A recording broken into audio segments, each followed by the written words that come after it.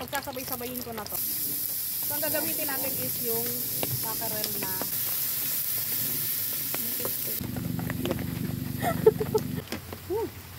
grabe. So, ayan, bubuhos ko ang Coco Mama.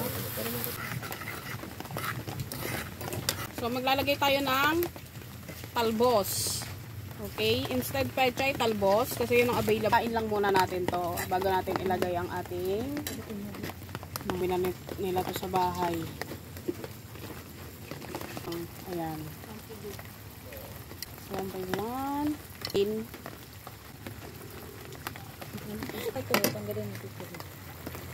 Mag-apron challenge ako ah. Wala mo ako nang naghahalo ah. Kita mo?